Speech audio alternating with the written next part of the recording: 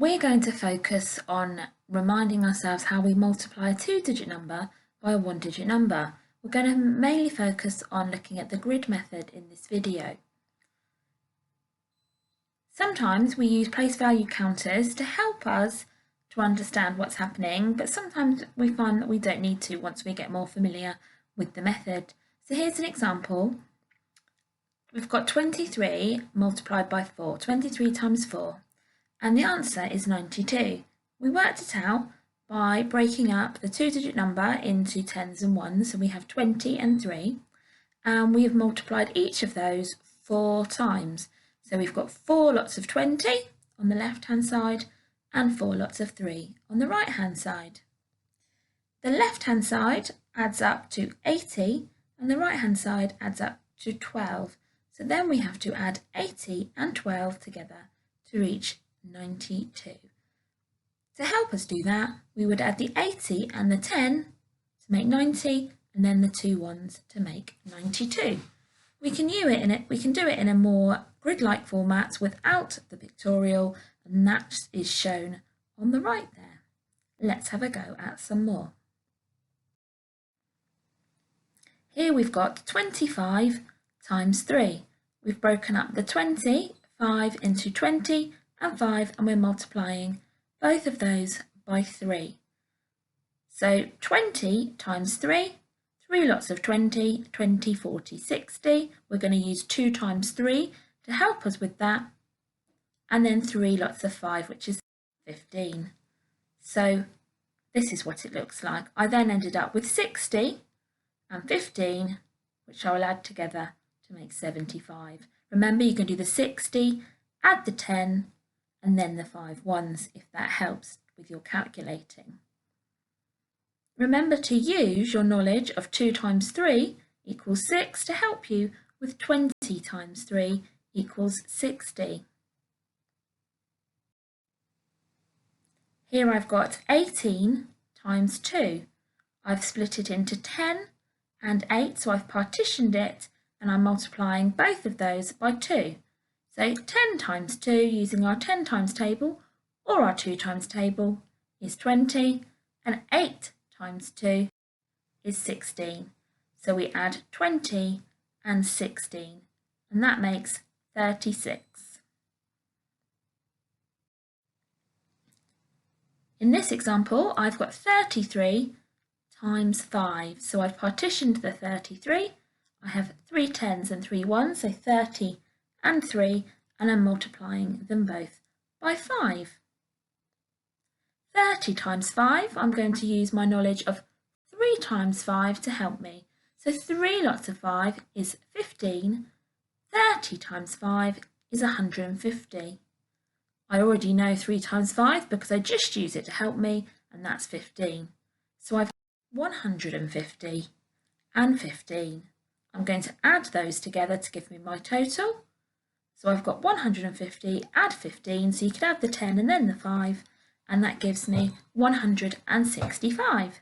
See if you can have a go at a few at home. In English, I want you to focus on finding information in non-fiction texts and to think about how you can make notes. So firstly, we're going to look at this small extract from an information page all about sloths. This is a paragraph about their diet. So their diet is the things they eat. There's a subheading there that says diet, and then the information in the paragraph. The information is written in sentences that are interesting to read, but we're going to be trying to focus on pulling out the key bits of information. To do that, it is helpful to highlight the key bits of information. So let's look at this first sentence. Some sloth species eat nothing but leaves, while others also eat fruit, insects, and even small lizards. So I'm going to highlight the things from that sentence that stand out to me as the most important things, which are the things that the sloth eats. So I'm going to highlight just those words. So I'm going to highlight leaves, fruit, insects, and and small lizards. So I know those are the things that a sloth eats. So let's look at the next sentence. No other mammal digests its food as slowly as the sloth. So that's an interesting fact.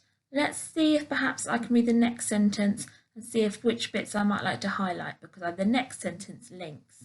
It can take up to a whole month to digest a single leaf. So I know that a sloth digests food very slowly. Let's pull out something from there that's going to tell us that. So I'm going to highlight a whole month to digest a single leaf. That tells me that it's a very slow digesting animal. I may like to include that no other animal is as slow at eating as a sloth.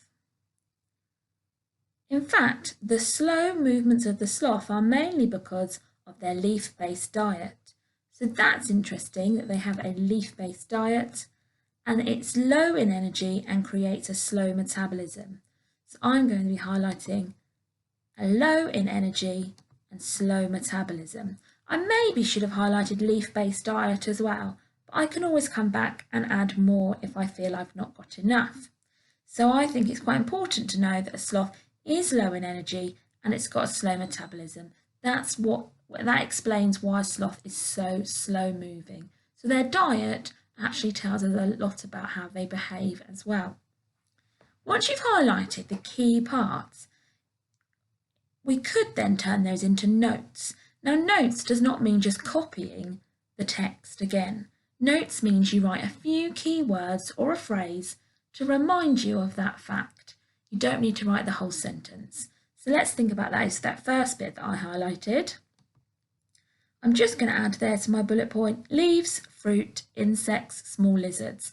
I don't even need to say sloths eat, because this is all about their diet. I've put a little subheading to my notes, so I know it's about their diet. I've included the bit that says that they're very slow at digesting their food, so I've put a whole month to digest a single leaf. So I know that it means it takes them a long time to digest their food. That's going to help me remember that. I'm going to include the low in energy and slow metabolism. So that's going to help remind me that this food does not give the sloth lots of energy and means that it explains its slow movements. So all of that I've got from that text above. I've not got as much information, but hopefully those prompts will remind me of those things that I have read. So that's why making notes is a bit different to just writing sentences.